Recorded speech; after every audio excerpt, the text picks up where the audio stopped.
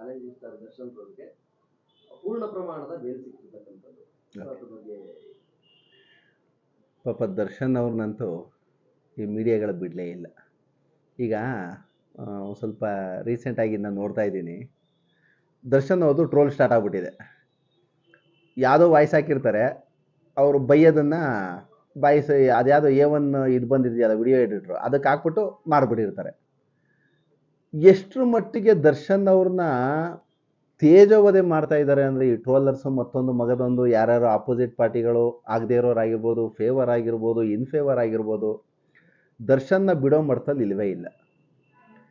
ಈಗ ಸರ್ವೇ ಸಾಮಾನ್ಯವಾಗಿ ಏನಾಗ್ಬಿಡುತ್ತೆ, ಪ್ರತಿಯೊಬ್ಬರು, ಈಗ ನಾನೊಬ್ಬ ಮನುಷ್ಯ, ನೀವು ಆಪೋಸಿಟ್ ಪಾರ್ಟಿ ಅಂದರೆ ನೀವಾಗಿರ್ಬೋದು, ಯಾರು ನನಗೆ ಅನುಕೂಲಕ್ಕೆ ತಕ್ಕಂತೆ ನಾನು ಫೇವರ್ ಮಾತಾಡಿರ್ತೀನಿ, ಅದು ಸ್ವಲ್ಪ. ಈಗ ಕೋಪ ಬಂದಾಗ ಮನುಷ್ಯ ಅಂದಮೇಲೆ ಮನುಷ್ಯನೇ ಅವನು. ಒಬ್ಬ ಮನುಷ್ಯನಿಗೆ ಎಲ್ಲ ರೀತಿಯ ಕೋಪ, ಆಕ್ರೋಶ, ಮತ್ತೊಂದು ಮಗದೊಂದು, ತಾಳ್ಮೆ, ಪ್ರೀತಿ ಎಲ್ಲವೂ ಇರುತ್ತೆ.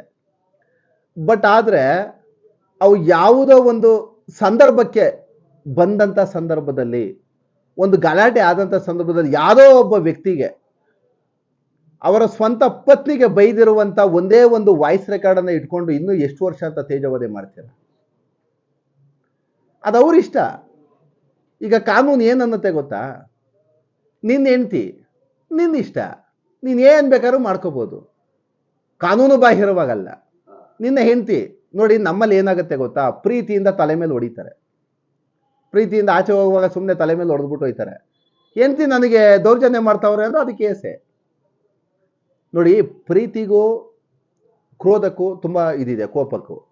ಈಗ ನಿನ್ನೆ CT ರವಿ ಹೆಂಡ್ತಿ ಒಂದು ಸ್ಟೇಟ್ಮೆಂಟನ್ನು ಕೊಟ್ಟರು, CT ರವಿ ನನ್ನನ್ನು ವೇಶ್ಯೆ ಅಂತಾರೆ ಅಂತ. ಮನೆ ನಿನ್ನ ಹೆಂಡ್ತಿ ನೀನು ಏನಾರು ಅಂದ್ಕೊಳಪ್ಪ, ಬಟ್ ಹೊರಗಿನ ಹೆಂಡ್ತಿನ ಅಂದ್ಬಿಟ್ರೆ ಕಾನೂನು ಬಿಟ್ಬಿಡುತ್ತಾ? ನಿನ್ನ ಸಮಾಜ, ನಿನ್ನ ಕುಟುಂಬ, ನೀನೇನು ಬೇಕಾದ್ರೂ ಮಾಡ್ಕೋಬೋದು. ನಿನ್ನ ಹೆಂಡ್ತಿನ ನಿನ್ನ ಇಷ್ಟ, ಅದು ಬಾಳ್ಸೋದು ನೀನು ಅಂತದ್ದು. ಬಟ್ ಅವ್ರು ಕೇಸ್ ಕೊಟ್ಟಾಗ ಅಷ್ಟೇ ಅದು ಇದಾಗಲ್ಲ. ಎಸ್, ಬಟ್ ಆದರೆ ಈ ಪಾಪ ನೋಡಿ, ಯಾರೋ ಒಬ್ಬ ವ್ಯಕ್ತಿ, ಸಮಾಜ ದಯಮಾಡಿ ಪ್ರತಿಯೊಬ್ಬರು ಅರ್ಥ ಮಾಡ್ಕೋಬೇಕು. ಒಬ್ಬ ವ್ಯಕ್ತಿ, ಯಾವುದಾದ್ರೂ ಒಬ್ಬ ವ್ಯಕ್ತಿ ತುಂಬ ಲೋ ಲೆವೆಲಿಂದ ಹಿಡಿದು ಒಂದು 100 ಕೋಟಿ ಆಸ್ತಿ ಮಾಡುವಂಥ ಮಟ್ಟಕ್ಕೆ ಅವನು ಹೋಗ್ತಾನೆ. ಲಕ್ಷಾಂತರ ಜನ, ಕೋಟ್ಯಾಂತರ ಜನ ಅಭಿಮಾನಿಯನ್ನು ಅವನು ಎಳೆದು ಹಿಡ್ಕೋತಾನೆ ಅಂದರೆ, ಅವನು ಆ ಫೀಲ್ಡಲ್ಲಿ ರಕ್ತವನ್ನು ಹರಿಸ್ಬಿಟ್ಟಿರ್ತಾರೆ. ಸರ್, ನೀವು ಅಂದ್ಕೋಬೋದು ದುಡ್ಡಿದೆ, ಹೆಸರಿದೆಯೇ, ಅವನು ಏನು ಬೇಕಾದ್ರೂ ಮಾಡ್ಬೋದು ಅಂತ.